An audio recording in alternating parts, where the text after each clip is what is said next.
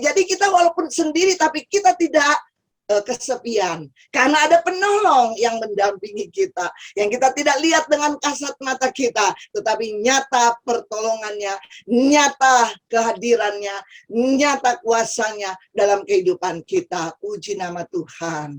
Luar biasa. Setiap orang, setiap kita pasti kita selalu berharap ada orang-orang yang dekat dengan kita, yang bisa peduli kan kita di saat kita lemah. Kita berharap ada orang-orang yang menguatkan kita. Di saat kita sedih ada orang-orang yang peduli dan menghibur kita. Tapi kita tahu bahwa semua orang sibuk, betul nggak? Semua juga orang sibuk, ya. Nggak bisa untuk anytime, setiap saat bisa peduli dalam kehidupan kita. Kadang-kadang justru kita kecewa ketika kita telepon, Bu Pinkan, tolong dong, aku sedang ada masalah. Aduh maaf, saya lagi ada kerjaan. Haleluya. Ya, contoh seperti itu, ya.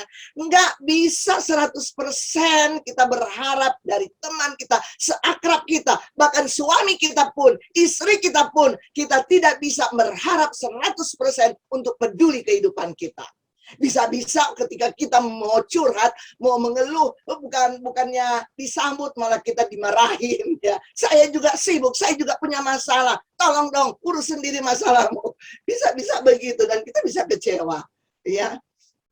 Ya, suami kita, istri kita nggak bisa untuk 24 jam terus menyertai kita, menjaga dan siap menolong kita. Walaupun banyak iklan yang mengatakan ada suami yang siap, yang selalu siaga, yang selalu siaga. Tapi sampai 24 jam nggak mungkin, nggak bisa, ya. Ya, sibuk semua. Tapi kita bersyukur, ya. Kita bersyukur. Ini yang harus kita yakini. Ini yang harus kita pikirkan, ini yang harus kita alami, ini yang harus kita rasakan secara pribadi, ya. Bahwa kita punya penolong yang Tuhan berikan buat kita, yaitu Roh Kudus yang terus menyertai kita setiap hari dan setiap kondisi keadaan apapun yang kita alami. Dia tetap setia mendampingi kita, menyertai kita, dan tidak pernah meninggalkan kita. Bahkan dia tidak pernah keluar dari dalam hidup kita. Dia selalu menyertai kita. Luar biasa. Haleluya. Luar biasa. Roh Kudus adalah pribadi yang menolong kita, yang menjadi penolong kita. Bahkan dia selalu ada waktu untuk kita kapanpun. Dia nggak pernah menolak. Oh, saya nggak ada waktu. Saya lagi pelayanan di sana. Saya lagi menghibur orang lain. Enggak. Setiap waktu, setiap keadaan apapun. Jadikan dia penolong dalam hidupmu. Manfaatkan, pergunakan dia. Iya. Jangan dibuat diam saja Roh Kudus, ya. Ini saatnya libatkan Roh Kudus dalam kehidupan kita, karena dia adalah pengganti Yesus yang mendampingi kita saat ini, di saat-saat sulit yang kita hadapi. Ingat bahwa Roh Kudus diberikan untuk menyertai kita selalu, selama-lamanya. Haleluya. Luar biasa. Ya, apapun keadaan dan situasi kita, ya, jangan kita coba untuk cari pertolongan dari orang lain. Semua orang saat ini masing-masing memikirkan bagaimana kelanjutan hidup masing-masing, ya. Sebagaimana firman Tuhan, asal jangan seperti kata 2 Timotius 3, manusia akhir zaman akan egois, ya, mementingkan diri sendiri, ya. Tapi ini udah mengarah ke situ, karena orang berjuang untuk bagaimana dia bisa maju, bagaimana dia bisa hidup, ya.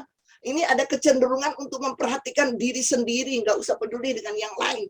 Tapi sebagai anak Tuhan, kita terus dipanggil untuk peduli kepada sesama kita yang ada di sekeliling kita. Amin.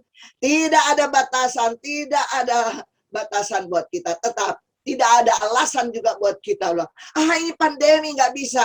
Ada media sosial, ada HP yang kita bisa pakai untuk hubungin orang-orang yang ada di sekeliling kita yang membutuhkan pertolongan. Jangan kita jadikan alasan COVID-19 ini tidak ada pergerakan. Tapi justru ini kesempatan untuk kita menyatakan kepada dunia ini bahwa di dalam kita ada penolong yang luar biasa. Sendirian tapi kita tidak pernah kesepian. Selalu ada aktivitas-aktivitas yang kita lakukan untuk pekerjaan Tuhan. Haleluya. Penginjilan tetap berjalan, tidak ada kenal berhenti. Haleluya. Saya bersyukur Pak Daud malah dalam keadaan kondisi begini tapi bisa buka berapa perintisan di pedalaman. Luar biasa.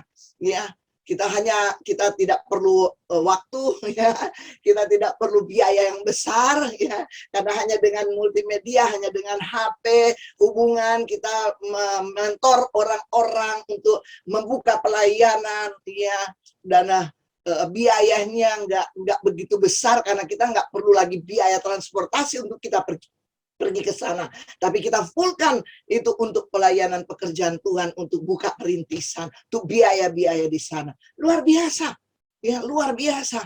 Ya, komunikasi kita pun lancar dengan bahkan antara benua. Ya, saya punya teman, saya selalu kirim renungan, ya. Ini kesempatan banyak sekali, tiap hari saya mesti kirim banyak sekali, ya, untuk teman-teman semua keluarga yang sampai di lintas benua, ya.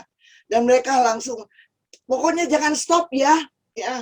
Walaupun kita nggak komen, tapi kita baca, tetap dikirim, ya. Oh, puji Tuhan, semangat kita untuk terus melayani Tuhan. Karena kita tahu ada penolong dalam hidup kita. Sendirian tapi tidak kesepian, haleluya. Karena ada Roh Kudus yang selalu menyertai kita, yang memberi semangat buat kita, yang mendorong, membangkitkan iman kita untuk tetap berkarya bagi Tuhan. Haleluya, di masa pandemi ini, anak-anak Tuhan harus bergerak. Setiap pagi kita berdoa untuk bangsa ini.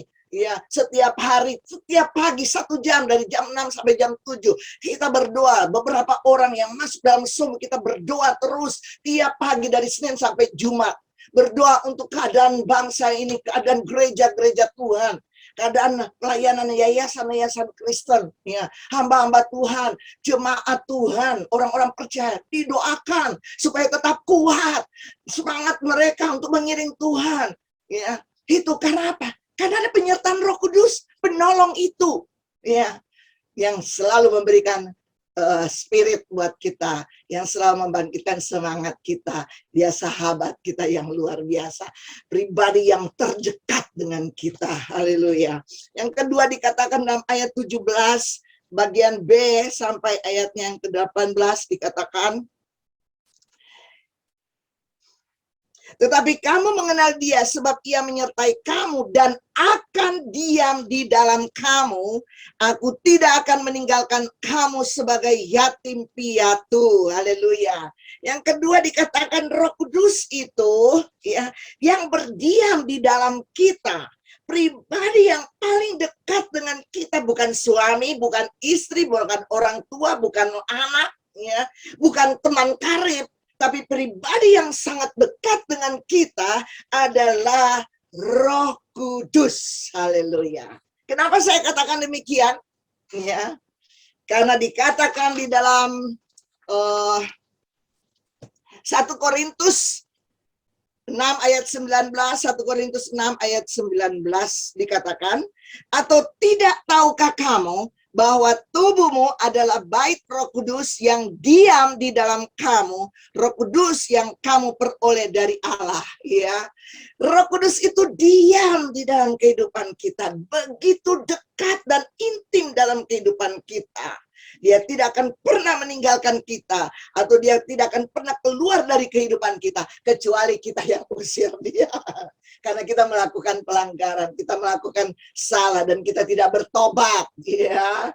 Otomatis iblis yang menguasai kita, ya. Roh Kudus tidak mau bersatu dengan iblis, ya, dengan roh jahat. Ya, tapi kalau kita buat salah dan kita bertobat dan Roh Kudus mengingatkan kita, menasihati kita, kamu sudah salah, harus bertobat, harus berubah. Tapi kalau kita nggak mau dengar dia lagi, ya, kita lebih tertarik kepada hal-hal yang berdosa, maka Roh Kudus akan tinggalkan. Tapi selama kita bersekutu dengan Tuhan, selama kita memiliki hubungan yang intim dengan Tuhan, Roh Kudus itu tetap tinggal di dalam kita. Dan dia tidak akan pernah meninggalkan Dia selalu ada di dalam kita. Dia begitu dekat dengan kita. Itu sebabnya dia diam dalam kehidupan kita. Ya. Dan jadi kita tidak perlu takut, kita tidak perlu khawatir. Walaupun kita sendirian menghadapi setiap masalah persoalan hidup, setiap tantangan, setiap keadaan-keadaan sulit, tapi kita tidak kesepian karena ada Roh Kudus ya yang diam dalam hidup kita. Mungkin kita sendiri, mungkin ketika kita ada masalah tidak ada orang yang mengerti kehidupan kita, bahkan suami kita, istri kita nggak mengerti keberadaan kita. Ya, bahkan mungkin nggak mau tahu, ya. Tapi ingat baik-baik, ada Roh Kudus dalam hidup kita, begitu dekat dengan kita, dan dia mau mendengar setiap keluhan apapun, masalah apapun yang kita alami. Dia mau mendengar kita, dia mau menolong kita.